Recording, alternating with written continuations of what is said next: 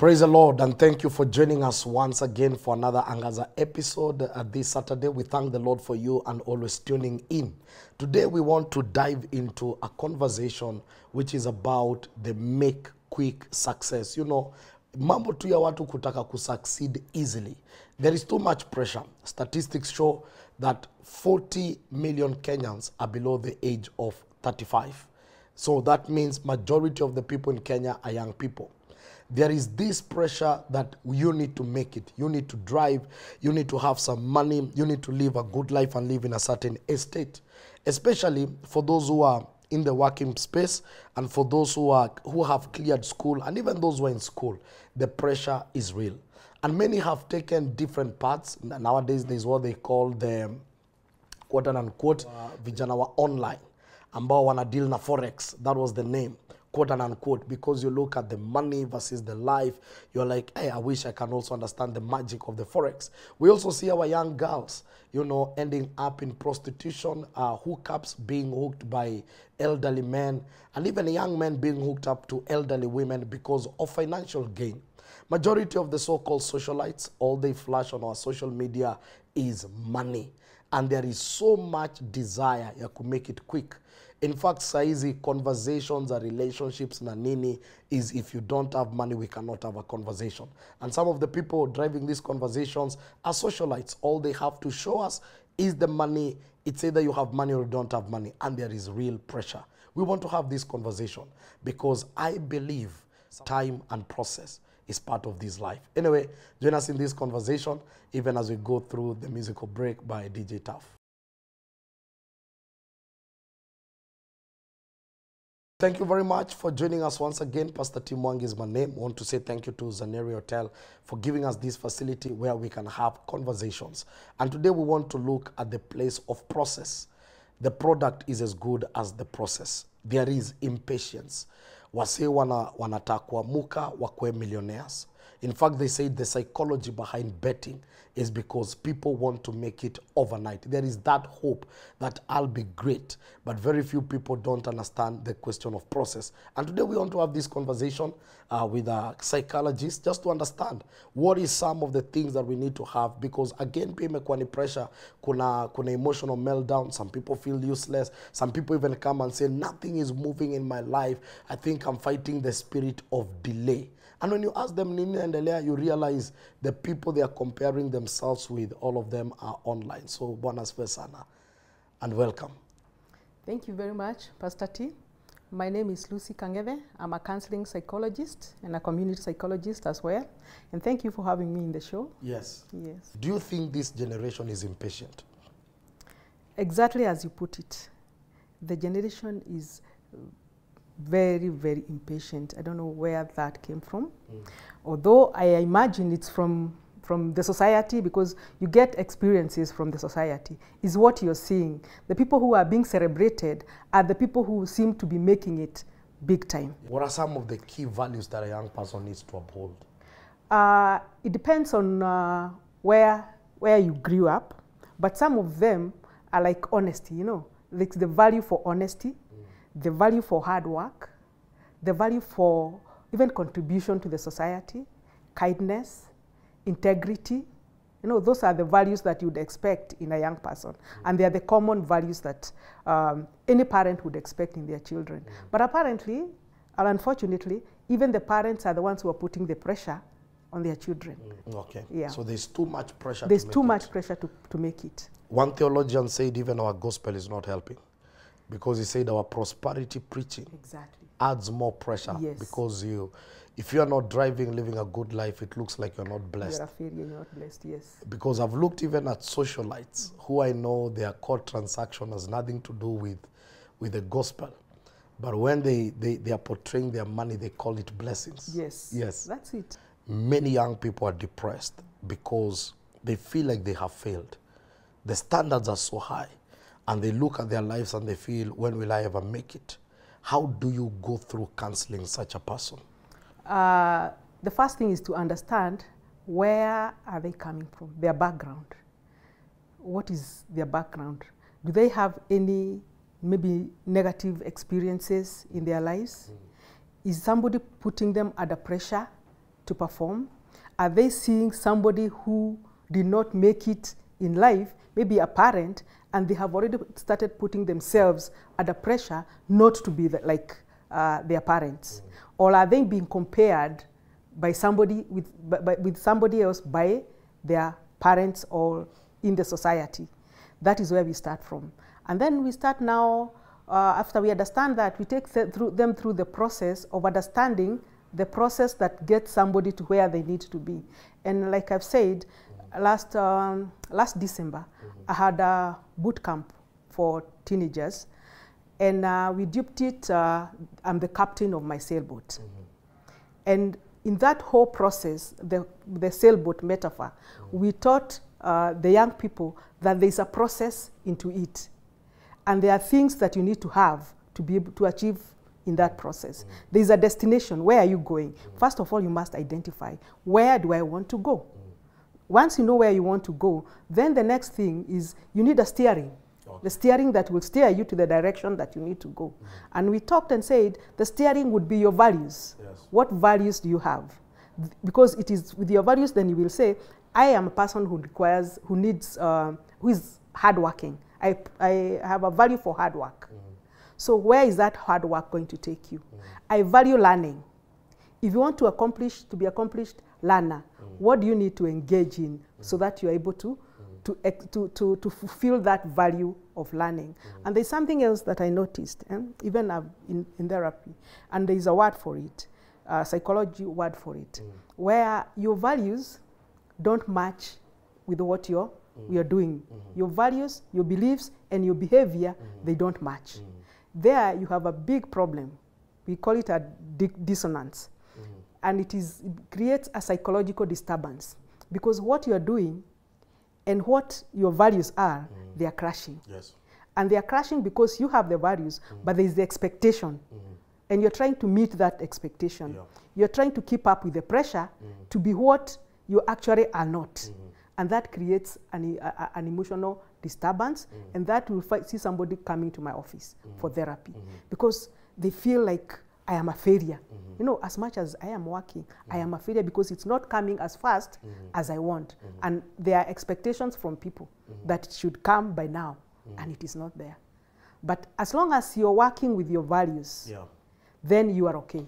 If you understand your values and understand that there's a process for it, then you will not have a problem. So you say there are people who struggle between their values versus their actions. Versus their action. So whatever is like what Paul said, I want to do this, but whatever I do, whatever I don't want to do is what I find myself doing. Exactly. So you said it's called a cognitive dissonance. Cognitive dissonance. Dissonance, yes. And so you said you work. How do you work through that process of reconciling my values and my actions to be the same? Understand your values. The first thing is know what are your values. And then stick by your values, because your values will form your character. You see? And you cannot distance yourself from your character. But the character must start from the values. We say character is values in action. Wow. Character is values in action. When you put your values in action, then you get a character. And that character is what we know you by. Yes. But if you're putting your values in character, you're not putting your values in action, then you're putting something else that is not you. That is not your character. And then you get a psychological issue where you don't even know, you're losing even your identity. Who are you? Yeah. In the process, who am I? Then that's a question that comes very often. I don't even understand. I don't even know myself anymore. Because who you are and what you're being pressured to be are two different things. Yeah. Young people want to be practical. You know, you throw a word like delayed gratification. It's very good in their ears. But how practical can I be to make sure that I'm able to delay? Main thing here is goal setting. And when you're setting those goals, you must consider what we are talking about, the values. They are very, very, very key. What are my values? So that I may be able to achieve this. What are the advantages of living those values? What are the advantages of delaying what I would have now? Because like you're saying, the situation is conducive, everything is conducive. But when I have it now, what will I lose? Understand, rationalize with them. What will I lose now and gain after I allow myself to wait. That is the only way. Actually, there's no magic about it. It's just rationalizing with them. So it's a matter of weighing. It's a matter of advantages versus disadvantages. And creating them actually psychologically. Let them have that uncomfortable feeling of, do I drop the values and take the behavior, or do I drop the behavior and keep the values? So this means that there has to be thorough conversations. Yes. Even because values again are shaped by a lot of mentorship. Yes. And a lot of trainings. And then we must also understand that at this age, especially the young people, the adolescent, this is an age when they want to be accepted by their peers. Naturally, that's a natural, it's an innate need. It's a natural need. It's not something they just imagine. It is in them. They want to be accepted by their peers.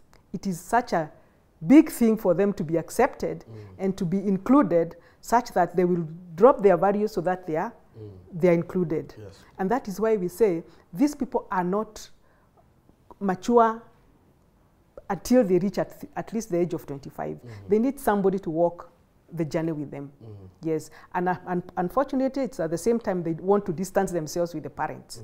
You know, that is where even conflicts come in at this age, where they want to be more with their peers and less with their parents. And this is where even they need their parents more, so that they can help them to make the decisions that they are not capable of making. At this time is when emotionally the brain is fully developed, is working very well emotionally. But the thinking part, the cognitive part, the part that is responsible for planning, decision making, it lags behind. It doesn't come as fast as the emotional brain comes. So you have a young person who is emotionally charged. So what we need are breaks for that, because the emotional part is there. And where do the breaks come from? The breaks come from the people who are around that person and the values that that person has. And remember, they're also picking values from their friends at this time, not just what the parents taught them. So that's why it becomes such a challenge. Otherwise, peer pressure is there for everyone. But for the adolescent, it is much more because of the stage of life in which they are in. I believe you're also learning. For me, my takeaway home ni ile emotional akili na kuanga kwanza kuliko ile ya kufikiria. Ndio nakuta matini wengi wana move na vile wana feel, lakini wa move na vitu wanajua. Na the problem with life is that this is not a rehearsal. Ukiishi umeishi, and you'll never be a teenager or a young person forever. You only become young once. Anyway, I'm going to take a short musical break and then we'll be right back.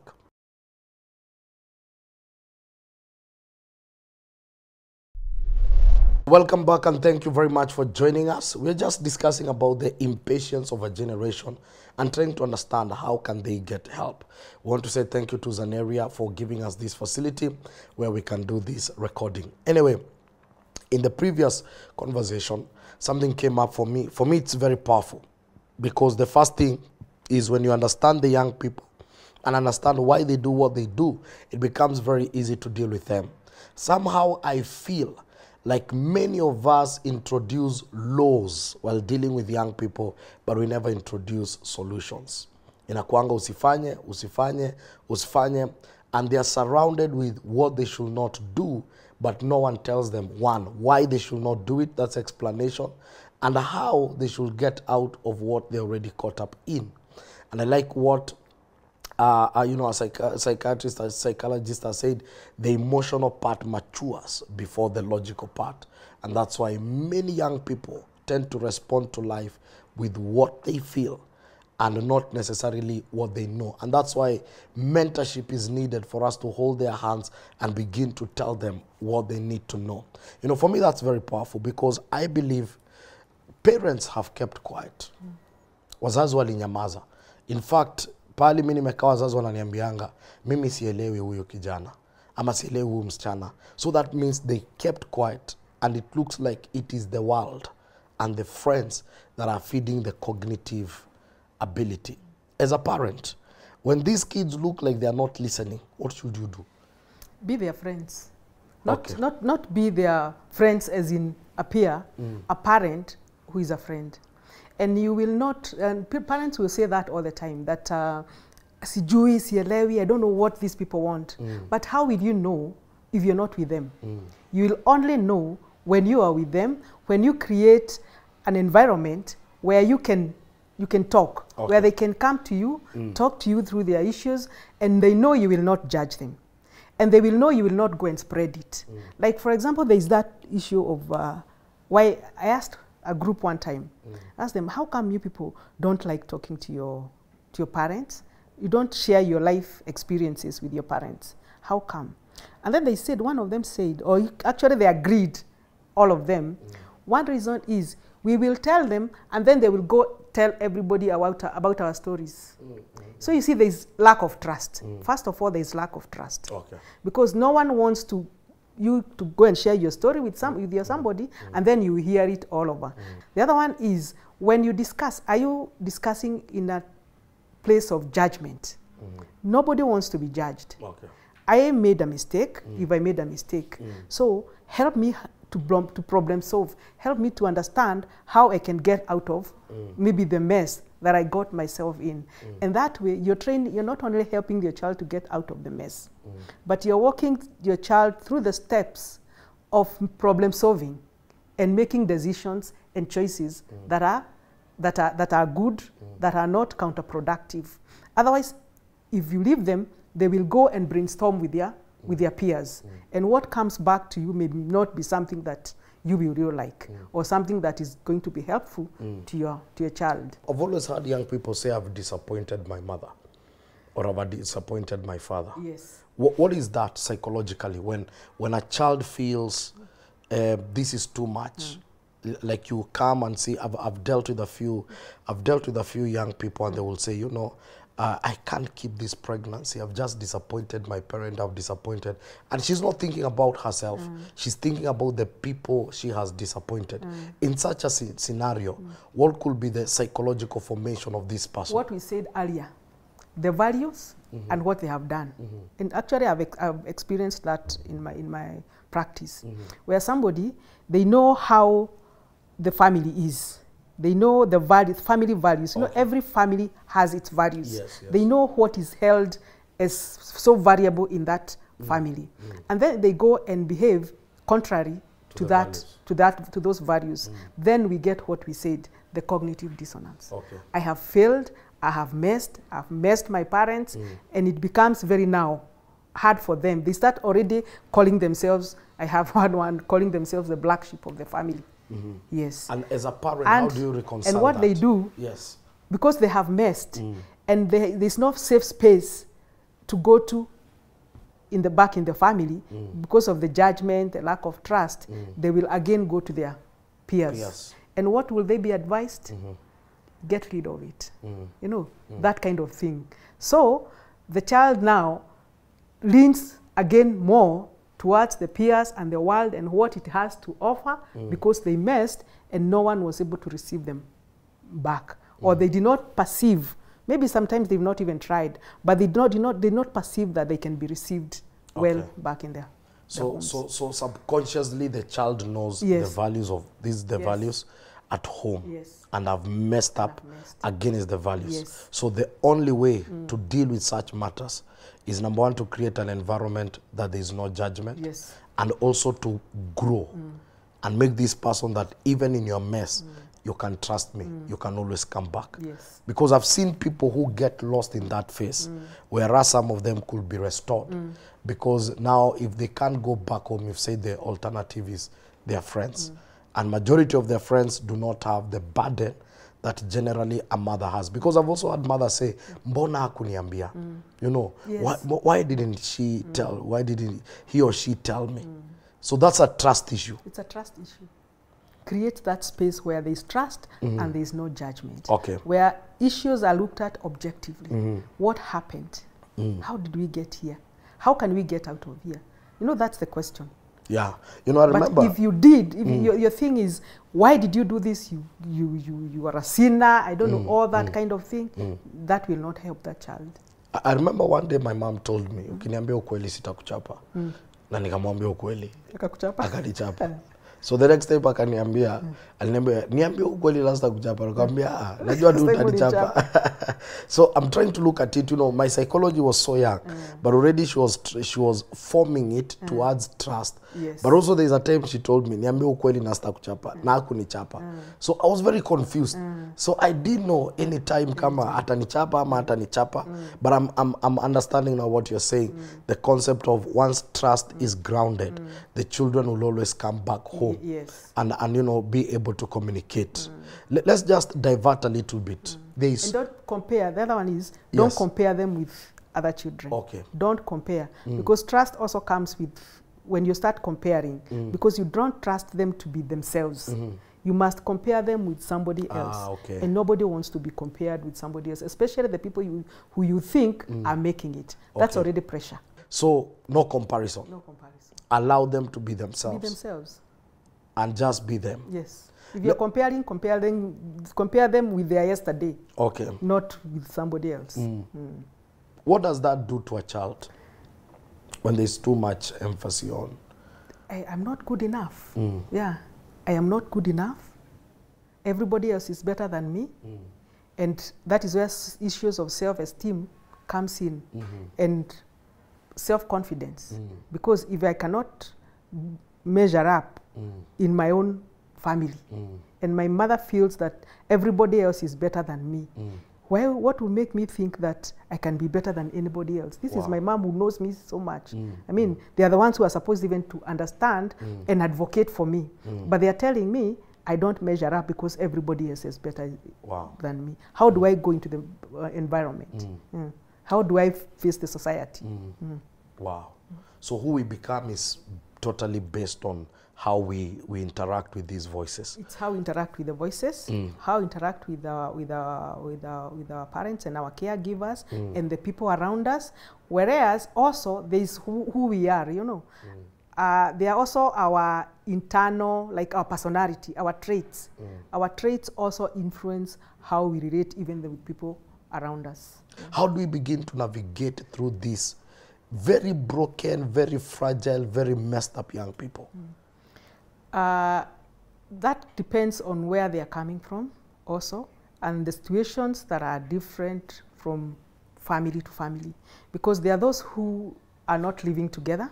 They are from single parents, but the fathers are in their lives. And I tell fathers, please be in the life of your child. You know, the child does not care what you did to each other with the mother. Yeah. What the child cares for is that I have a father. That when they go to school, when the other kids are talking about their dads, I can also talk about my dad. But then also, there is also another situation where the home was so chaotic that it is actually safer when the child is being raised by one parent than by two parents. It's an unfortunate situation, but sometimes you can get to that place where there's a lot of violence, there's a lot of abuse, and whatever the child is witnessing is actually becoming it will traumatic for that child. It will create more wounds for the child than an absent father. But the real thing or the best thing is when you have the father around in the life of the child.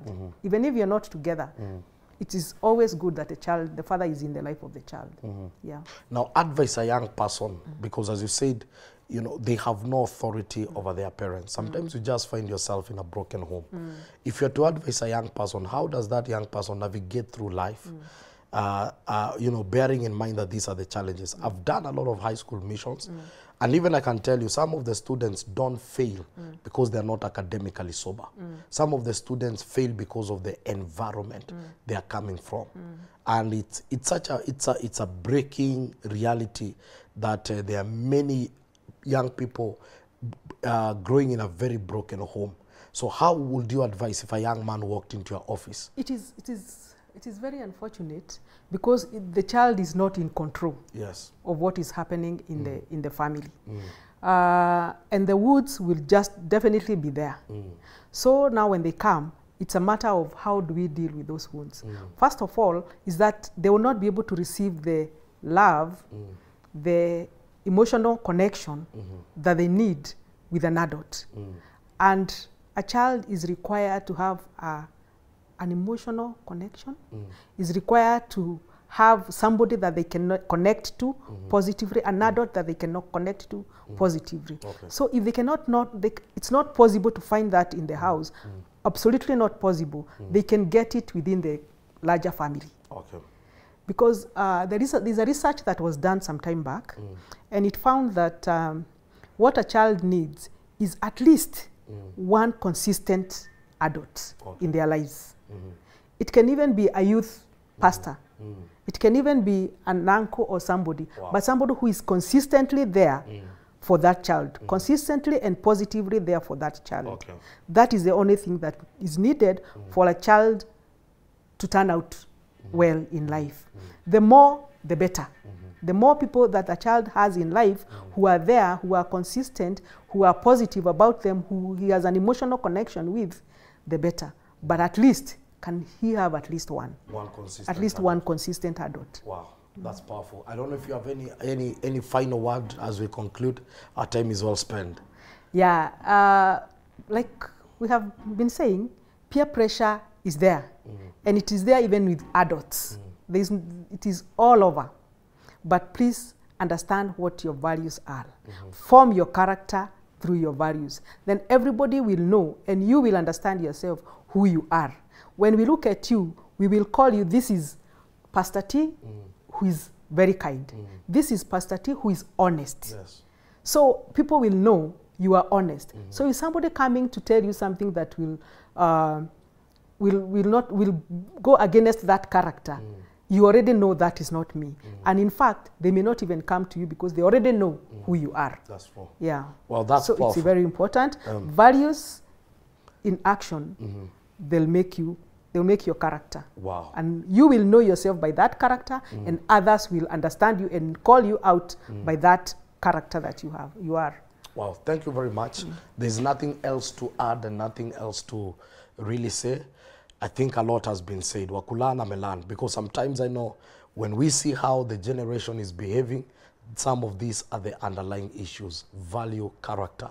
Your values and your actions. When values are put into action, that matters and that determines everything. Anyway, see you at the Crossroad segment. Thank you very much for joining us. This is the Crossroad segment. They say the product is as good as the process. And one of the things is that life, the clock does not go backward. The clock is forever going forward. You will not be young forever, and you will not be young again. The decisions, the actions, and the path you choose when you are young, they matter a lot. The future does not begin tomorrow, but the future begins now, and the decisions and actions you take now are already affecting that future. And as a young person, please remember, money is not everything. And the joy of money is not in having it. The joy of money is in the process of having it. That's what many people forget. The process of how you make your money is what gives value to the money. And there are many people who have money and they miss the very essential things in life, like joy, peace, serenity, that level of just being at peace with yourself. It's more powerful when you can walk in freedom, joy, peace, than even walk in millions in the bank. And the process of life is that God is also a God of process, and God is a lifter of men from one glory to another, from one level to another. In fact, the Bible is very clear that wealth is made progressively. You don't sleep and wake up as a billionaire. The first thing you need to grow is the capacity to handle millions, because a million in the hand of a person that has not developed capacity, that money will be wasted. They shared and said, if today all the money was to be collected and put in one account, and then the same money be distributed to everybody, the millionaires will be millionaires and the poor will be poor. Why? It takes stamina, it takes mindset, it takes grace, it takes capacity for you to handle some certain amounts of money. The pressure of life should never put you and subject you to do some things. In this race, everyone have their lane. Some may arrive early, but at the end of the day, time is the best judge. Never compare yourself with anyone. One writer wrote and said, get out of your own way. Sometimes the only barrier you have in life is yourself, and you just need to get out of your own way. My name is Pastor Tim Mwangi. Thank you to Zaneri Hotel for hosting us, and also the amazing Angaza KBC crew and KBC in large. Till next Saturday, see you then.